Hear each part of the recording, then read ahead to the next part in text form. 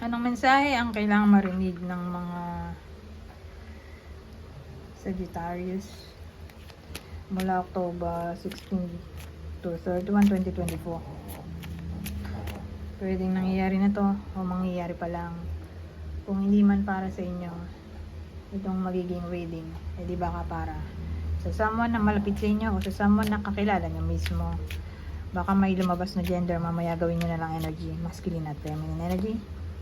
Hindi ko alam kung anong magiging reading, kung positive ba o negative, depende sa kung anong mapipick up kong energy.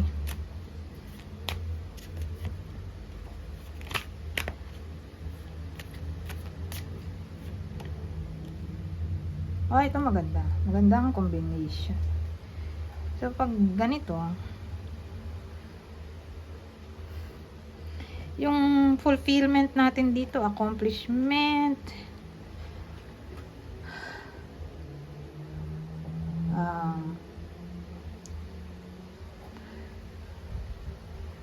wish na maaaring magkatotoo. Magiging masaya kasi kayo. Okay? So, iniisip ko, saan nang galing yun? Yung 10 of Cups natin, 10 of Ghosts, ay 10 of Cups. Probably sa Ace of Swords. So, ano ba yun? So, pwedeng makuha ng iba sa inyo yung clarity na gusto nyong makuha. Depende, di ba? Case to case basis naman at ano naman to. General reading, di ba?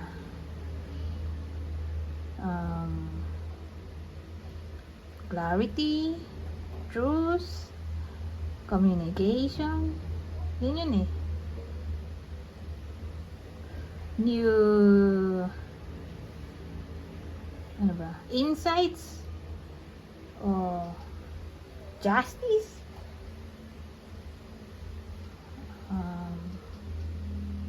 insight, realization,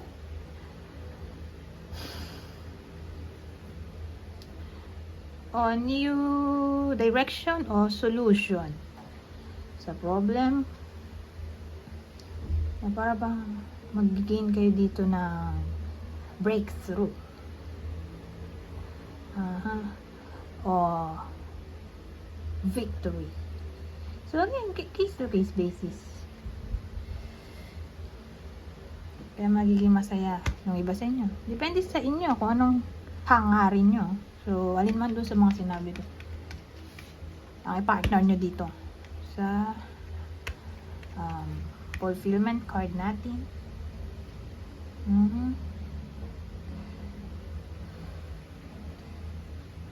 Kung gusto nyo, pwede rin naman tong card din ng reconciliation, tong dalawa. Magka-come up sa solution, at ito ay peace and harmony. So, who knows, baka reconciliation ay posible na para sa iba sa inyo. So, case to case basis.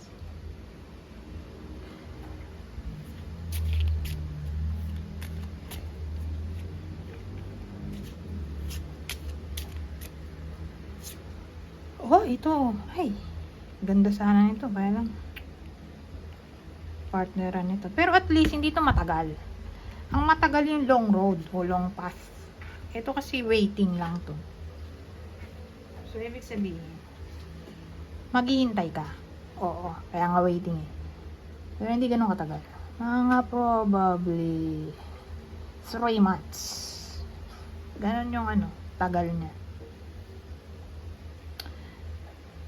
Pero within 3 months o lampas 3 months.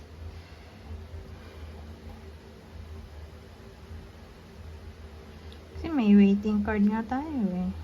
Kailangan nyo maghintay. Pero at least mangyayari naman. Hindi nga lang matagal. Pero pag nakita ko yan, less than 1 year. Okay? Hindi siya yung yung long road o long path na aabot ng 2 years. Within 2 years o above 2 years. So, kung i-compare mo nga siya doon, edi, okay na to, di ba? Mas okay na. Eh ngayon, may honor and success tayo. Ito kasi yung card ng ano, recognition, award, reward, accomplishment. Kasi ngayon, honor and success. Pag-gain ng tawag dito, popularity, fame,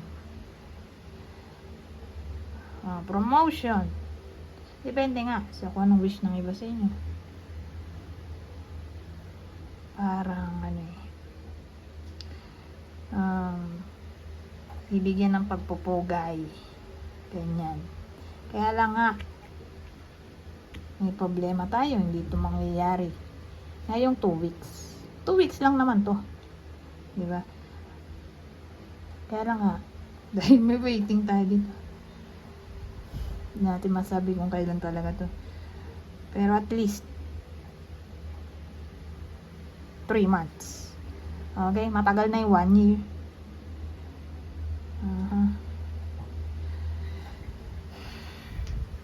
Bihira tatama to sa 1 year, mga less than 1 year, 3 months to less than 1 year, o 1 year eksaktong 1 year. Hindi siya tatama ng 2 years kasi long road na ngayon, o long path.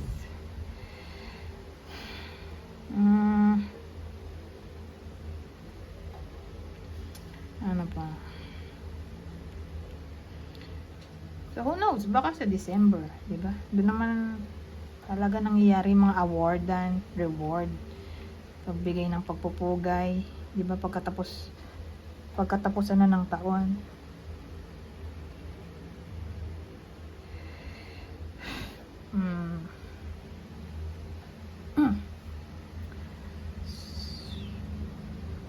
So ano pa, baka bumagsak yung iba sa inyo sa exam, pero kung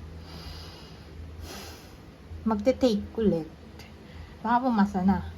Yun siguro yung downside nito.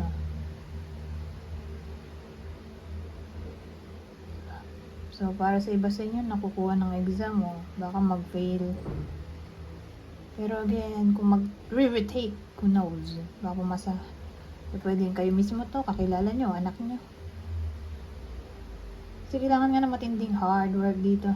Dahil kailangan mo ng patience.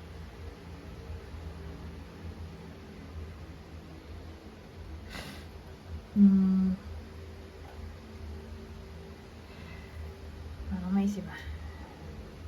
Punta na tayo dito sa last deck. Kung masasabi nito.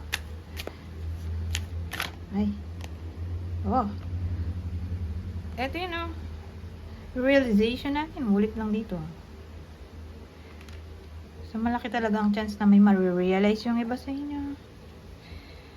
O may maiisip na something new. Awakening, a realization, shift, o discovery. So, saan natin to? Change. Shift. O baka may ma-discover yung iba sa inyo.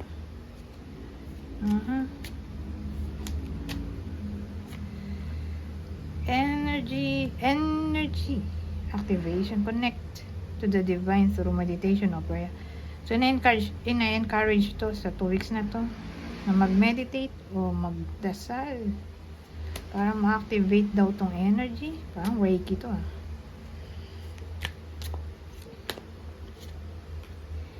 ito na naman yung patience natin dahil dito. Manifestations on the way, diba? Sabi sa inyo mangyayari naman tong success, kaya lang kailangan lang maghintay. Kaya siya patience, mamamanifest naman pero again, kailangan maghintay at magtiyaga.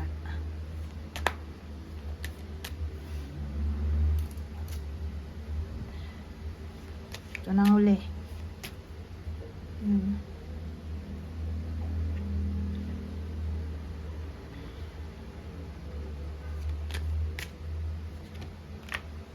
Communicate.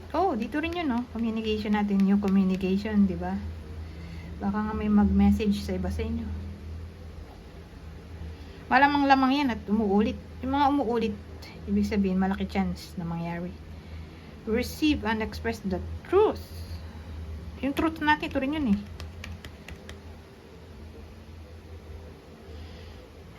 So, kung itong dalawa, parang confession to ah.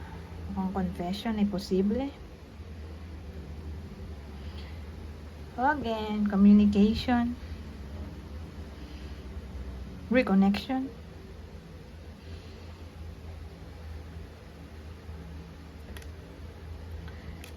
So, yung mga yan ay posible. Makakatanggap yung iba sa inyo ng ganyan. Confession. Communication,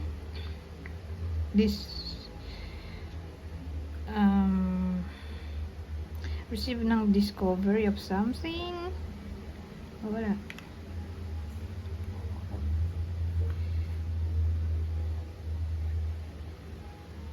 O confession ng truth.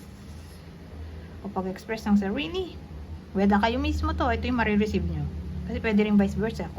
Kung hindi kayo yung gagawa nito, ay ibang tao. Anyways, hanggang dito na lang. Goodbye po now.